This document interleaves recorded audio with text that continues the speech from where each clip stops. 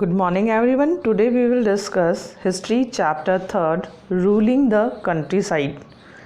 As mentioned earlier, the British had come to India as traders. जैसे कि पहले की क्लासेस में पहले के चैप्टर्स में आपने पढ़ा कि जो ब्रिटिशर्स थे वो ट्रेडर एज ए ट्रेडर यानी व्यापारी बन के इंडिया में आए थे, उन्होंने इंडिया में एंट्री ली थी। अब धीरे धीरे जो ये सिचुएशन थी ये क्या होने लगी थी, बदलने लगी थी।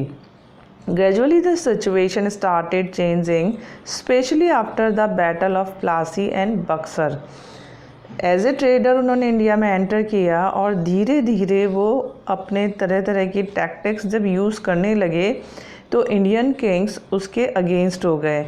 इसी से इंडियन किंग के अगेंस्ट होने से उनमें और in between king and Britishers war हुए।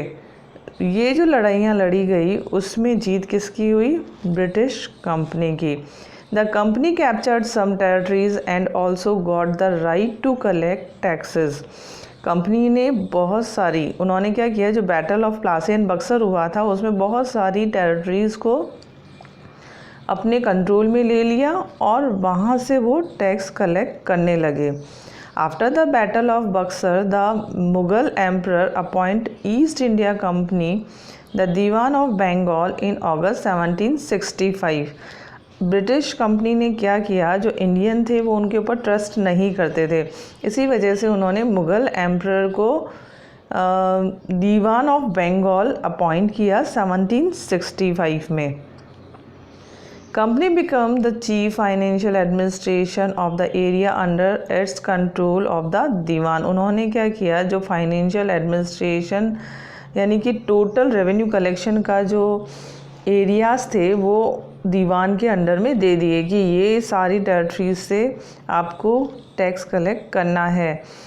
इट हैड टू सिस्टमेटिकली, अब इसको सिस्टमेटिकली ऑर्गेनाइज करने के लिए और रेवेन्यू रिसोर्स को इंक्रीज़ करने के लिए, साथ ही साथ एडमिनिस्ट्रेटिव वर्क को सही ढंग से करने के लिए उन्होंने क्या किया, बंगाल के साथ साथ जो नियर बाय फर्टाइल प्लेसेस थे वहाँ पे कंट्रोल किया। कंट्रोल करने के बाद जो एम्परर थे उनको वहाँ अपॉइंट कर दिया as a diwan. With the territorial expansion, the financial liabilities of the East India Company also increase। जैसे जैसे टेरिटरीज इंक्रीज़ होती जा रही थी, यानी कि वो अटैक करने के साथ, वॉर करने के साथ, बेड टैक्टिक्स के साथ अपने अंडर में वो ज़्यादा से ज़्यादा जगहों को अपने कंट्रोल में लेते जा रहे थे। तो इससे क्या हो रहा था, उनके खर्चे भी बढ़ते जा रहे थे। तो इसको ओवरकम करने के लिए उन्होंने क्या सोचा, required a lot of money. अब उनको मनी की भी बहुत ज़्यादा ज़रूरत थी। Being a trading company, it also had to ensure that it could buy the products it needed and sell that it want. अभी उन्होंने क्या सोचा, उन्होंने कंट्रोल तो इंडिया पे बनाना शुरू कर ही दिया, लेकिन वो आए कैसे थे, एज ए ट्रेडर। यानी अभी भी वो अपनी ट्रेडिंग कंपनी को उन्होंने ख़त्म नहीं किया था, अब वो मार्केट को भी कैप्चर करना शुरू कर रहे थे। उस टाइम से वो कर ही रहे थे, लेकिन अब उन्होंने टोटल मार्केट को भी कंट्रोल करना शुरू कर दिया। वो क्या चाहते थे कि जो भी प्रोडक्ट्स हैं, जो भी प्रोडक्शन होता है उसे वो ले ले, उसके बाद वो खुद जितना रेट चाहें उतना लगा के और उसके बाद वो मार्केट में उसे सेल करें ताकि वो उनका क्या हो सके, प्रॉफिट हो सके। Therefore the British adopted all means to enhance their income. मतलब वो क्या सोचने लगे कि किस तरह से हर जगह से इनकम की जा सके। Therefore, the British adopt all means of enhance their income. This proved disastrous for Indian economy। ये एक बहुत ही विनाश के रूप में भारत के सामने आया। इससे भारत की इकोनॉमी को बहुत ज़्यादा नुकसान शुरू हो गया, जो कि बहुत ही विनाश के रूप में सामने आया। The natural consequence of British rule were economic exploitation. अब नेचुरली उन्होंने क्या किया, जो इकोनॉमी थी उसको डाउन करना शुरू कर दिया। इकोनॉमी कैसे डाउन हुई? इंडियन जो सिटीजन्स थे mostly that time they were farmers. ज़्यादातर लोग, ये इंडस्ट्रीज़ और ये सारा सेटअप तो बाद में हुआ, लेकिन उससे पहले तक जो भारत के लोग थे वो क्या करते थे? फार्मिंग करते थे, खेती किया करते थे। तो सबसे पहले उन्होंने कहाँ पे हाथ डाला?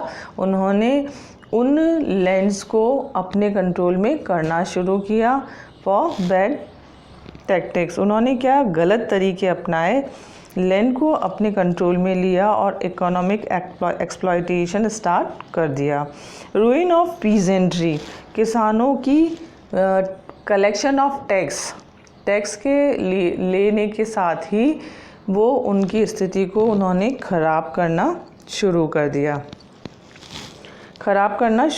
दिया। एक और तरीका था trade and handicrafts. Trade and handicrafts से वो उन्होंने यहाँ से लेके बाहर भेजना शुरू किया और मनमानी रेट्स, कीमतों पर उनको बेचना शुरू कर दिया, जो कि सभी के लिए बहुत ही मुसीबत बन गया।